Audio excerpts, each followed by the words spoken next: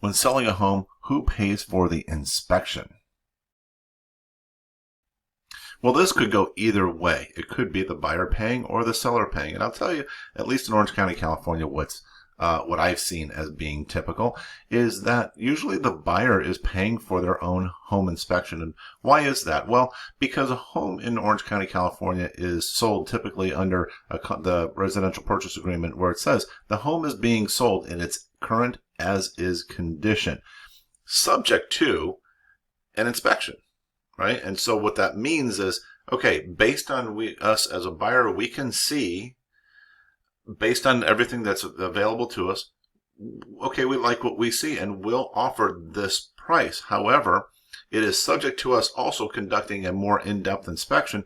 And if we find some considerable issues, then we might have to renegotiate. And so typically an inspection, the inspector's job is really to nitpick the heck out of everything, but we're not looking for cosmetic issues. We're looking for, are there structural issues? Are there real safety issues? Are there systems issues that, you might need to replace all the plumbing or something like that? You come across those, then you might have to renegotiate, okay? So typically, because of that, the buyers want to have that. They want to have that inspection done so that they can number one, assure themselves that, okay, we're buying a good quality home.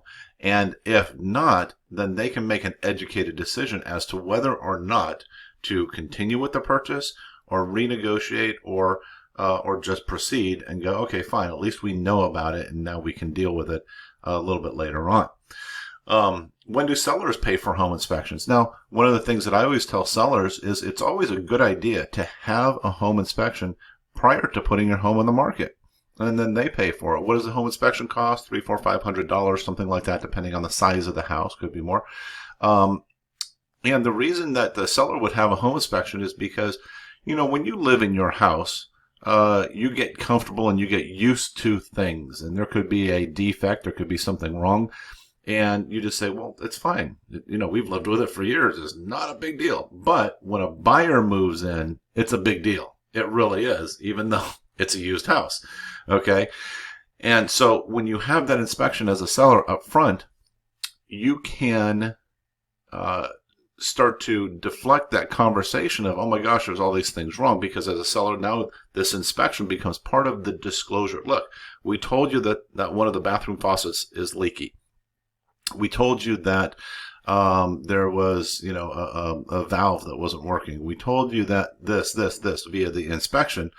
And now they have to, as part of the disclosures, they have to look through it and they go, okay, I've read that. I acknowledged it. I acknowledged receipt of that. And I have a certain time frame as a buyer to get through that whole inspection and respond. Do I need to have issues dealt with on this? Like, am I going to request repairs, or am I going to request a credit of some kind in order to have those repairs, or am I just going to accept it the way that it is, or for that matter, or just cancel the transaction because, oh my gosh, I don't want to deal with, the roof falling down, that sort of thing.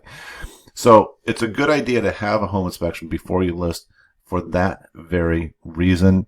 And you can avoid a lot of the secondary negotiations by doing just that. So hopefully that answers your question for you guys. And if you have any more questions, please feel free to put them in the comments. Happy to answer them anytime, day or night.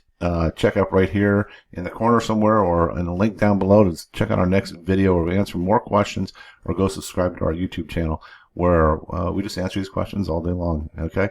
Take care, guys. Have a great day. We'll talk to you soon.